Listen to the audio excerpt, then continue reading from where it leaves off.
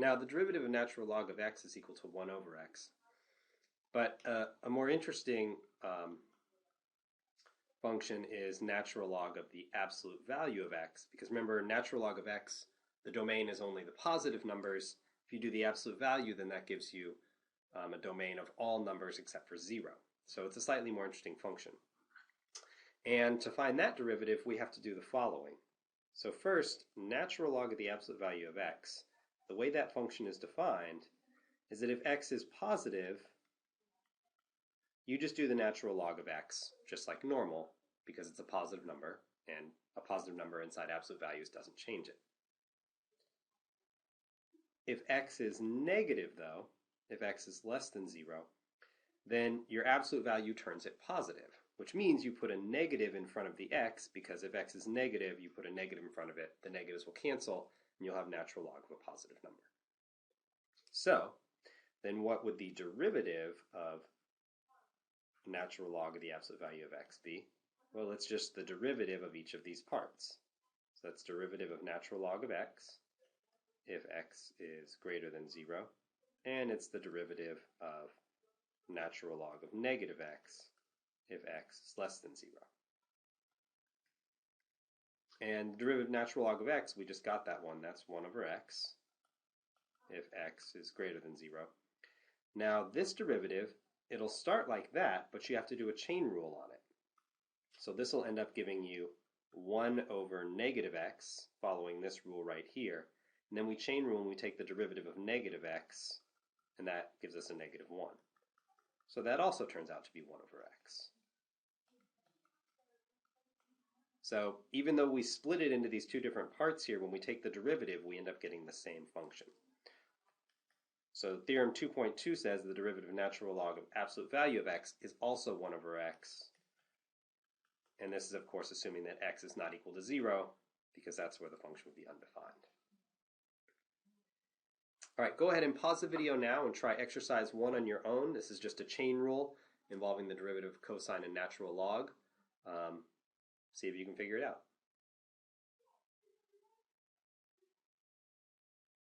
Okay. The derivative here, my outer function is cosine, so I first take the derivative of cosine. That gives me negative sine. I leave the baby inside, and now I take the derivative of the baby, and the derivative of natural log of x, we just figured out up here, is 1 over x. So we multiply that by 1 over x, and that's our answer. If I wanted to simplify it a little bit or make it look a little prettier, I could put the x underneath, but the original answer was also perfectly fine. So what we're going to do now is, at the beginning of this lesson, I went through all those rules of logarithms. Those are really important, not just for finding the derivative of the logarithmic functions, but also you can use them to simplify the derivatives of a lot of functions, and we're going to show you how to do that right now. So the first example says find the derivative of log base 5 of x e to the x. And what I'm going to do is I'm going to start off by, instead of taking the derivative directly, I'm going to simplify this expression using logarithm rules. So this is equal to the derivative of, this is a function x times another function inside a logarithm. So my derivative rule says that I can split that up into two functions. So it's log base 5 of x plus log base 5 of e to the x. And I'm still eventually going to take the derivative of that whole thing. Now, I can simplify a little bit further the second part, because this x can come down in front. If I have the logarithm and I've got the thing that I'm taking the log of is to a power, you can bring that power down in front. So this is log base 5 of e. And now I can take the derivative. So the derivative of log base 5 of x, I use my logarithm rule that I proved up here. That'll give me 1 over x natural log of 5, because I've now got a log base 5. So that's 1 over x natural log of 5 is the derivative of this. Plus, when I take the derivative of this, it's just an x and then log base 5 of e. that's just a number. So I can just leave the log base 5 of e as it is. When I take the derivative of x, I just get 1. So this just turns into log base 5 of e. And that's basically my answer. I can actually simplify this a little bit, though. Log base 5 of e, one of my logarithm rules that I didn't put at the beginning, but is a logarithm rule, is that if you have log base something of something, you can rewrite that as a natural log of the upper part divided by natural log of the bottom part, and natural log of e is just 1. So log base 5 of e is the same thing as 1 over natural log of 5. And that just makes this answer look a little bit prettier. Now for comparison, suppose I took this derivative directly. What I would do is I would follow my first logarithm rule, which is 1 over whatever is in here, x e to the x, times natural log of whatever the base is, natural log of 5. That's my derivative rule for logarithms. But then I have to multiply by the derivative of this x e to the x, and x e to the x I've got to use the product rule. Derivative of x is 1 times e to the x, plus derivative of e to the x is e to the x times x, because that's my original one. And then I can simplify this a little bit. If I multiply this term to the first thing, I get e to the x over x e to the x natural log of 5, plus this becomes x e to the x over x e to the x natural log of 5.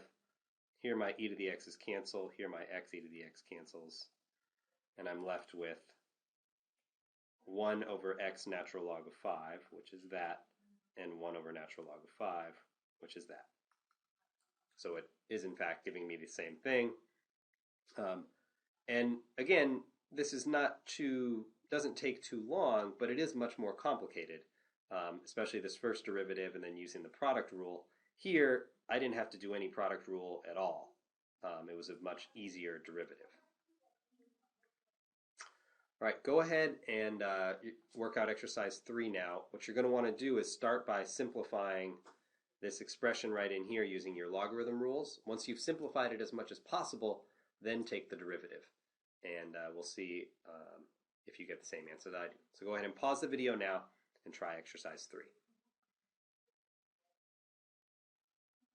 Okay, so I'm going to start by simplifying this expression.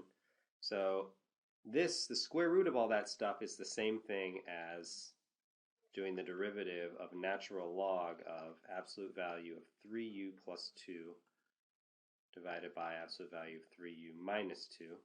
Sorry, those are supposed to go the whole way down.